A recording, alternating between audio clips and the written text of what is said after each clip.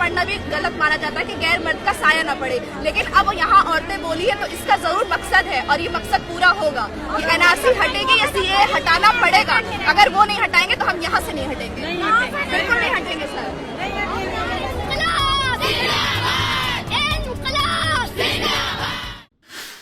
4 साल पहले कुछ ऐसे ही बयानों नारों के साथ दिल्ली का शाहीन बाग रातों रात एक धरने प्रदर्शन में तब्दील हो गया था। मामला था नागरिकता संशोधन अधिनियम यानी सीए के विरुद्ध विरोध प्रदर्शन का। साल 2019 में इस संसद के दोनों सदनों द्वारा पास किए गए इस कानून के विरोध में दिल्ली से लेकर यूपी से लेकर तमाम राज्यों में धरने प्रदर्शन का खेल शुरू हो गया था। कई राज्यों में हिंसा भी हुई। जब देश भर के राज्यों में सीए का विरोध प्रदर्शन शुरू हुआ तो आरफा खानम जैसे लोग भी जामिया से लेकर अलीगढ़ मुस्लिम यूनिवर्सिटी तक जा जाकर संविधान का हवाला देकर मुस्लिम छात्रों को भड़काने का काम कर रहे थे। नारा था कि सीए किसी भी कीमत पर लागू नहीं होने देंगे। यहाँ पर हम डिस्कशन कर रहे हैं सीए एनआरसी की खामियां और उसको अपोज करने के लिए।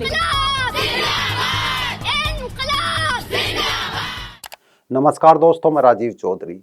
मोदी सरकार ने लगभग 4 साल पहले दिसंबर 2019 में नागरिकता संशोधन अधिनियम संसद में पारित करा था, लेकिन अब देश में नागरिकता संशोधन कानून लागू हो गया है। इस कानून के संबंध में कल कानून मंत्रालय ने अधिसूचना जारी कर दी है। तो एक बार फिर किसी प्रकार का विरोध प्रदर्शन ना हो, इसे लेकर सुरक्षा एजेंसियों ने पूरी तैयारी कर ली है।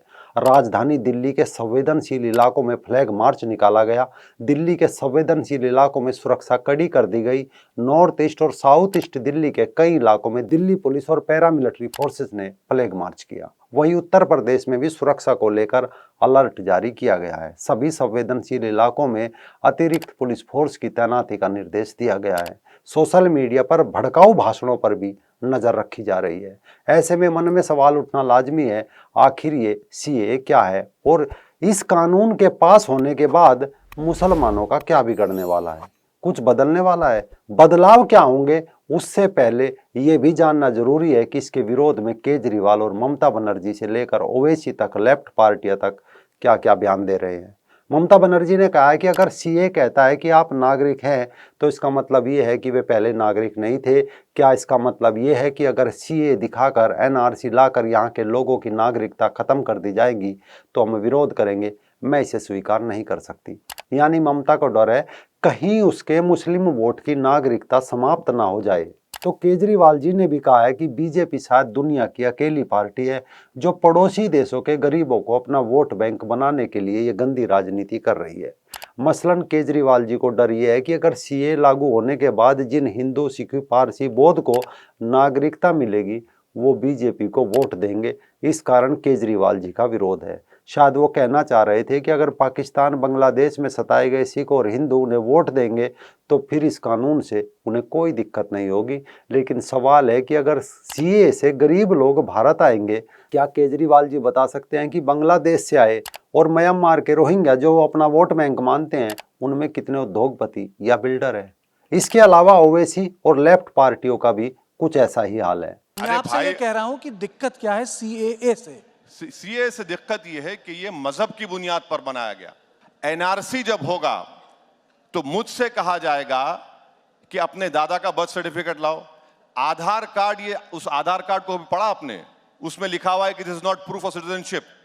मसलन ओवैसी समेत जो मुस्लिम इस कानून का विरोध कर रहे हैं वो कहते हैं कि कानून में मुस्लिमों को भी शामिल किया जाए, यानी पाकिस्तान और बांग्लादेश से जो मुसलमान पीड़ित है उन्हें भी भारत में नागरिकता मिले। सवाल है कि अगर कोई मुसलमान मुस्लिम देश में ही पीड़ित है तो वो किन लोगों से पीड़ित है? हिंदुओं से, सिखों से, पारसियों से, किन से पीड़ित है? यानी बिना बात के तर्क देकर यहाँ अपनी संख्या बढ़ाने की जी तोड़ कोशिश में लगे हुए हैं और नाम संविधान का, जबकि शरिया के अनुसार तो एक मुस्लिम भगोड़े को दूसरा मुस्लिम शरण नहीं देता क्योंकि इस्लाम इसकी इजाजत नहीं देता। यही कारण है कि सीरिया, अफगानिस्तान, इराक से भागे मुस्लिमों को किसी अरब देश ने शरण नहीं दी थी।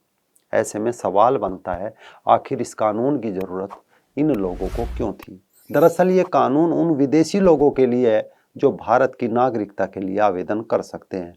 कोई भी व्यक्ति जो हिंदू है, सिख है, बौद्ध है, जैन है, पारसी है या ईसाई समुदाय से है वो इस कानून के तहत भारत की नागरिकता के लिए आवेदन कर सकता है। यहाँ गौर करने वाली बात यह है कि ये कानून केवल अफगानिस्तान, बांग्लादेश, पाकिस्तान में रह रहे उन धर्म के अल्पसंख्यकों की भारत की नागरिकता देने से जुड़ा है, यानी पाकिस्तान, अफगानिस्तान और बांग्लादेश में रह रहे वहाँ के अल्पसंख्यक जो भारत में 31 दिसंबर 2014 को या इससे पहले प्रवेश कर गए, उन्हें नागरिकता दी जानी है। इसके लिए आवेदन ऑनलाइन करना होगा। आवेदक को बताना होगा कि वे भारत कब आए, पासपोर्ट या अन्य यात्रा दस्तावेज न होने पर भी आवेदन कर पाएंगे। जहां एक तरफ मुल्ला वर्ग का एक बड़ा तबका इसका विरोध कर रहा है, वहीं वो लोग भी है जो दशकों से नागरिकता कानून की बाट जो रहे थे। एक बार आप उनकी भी सुन लीजिए।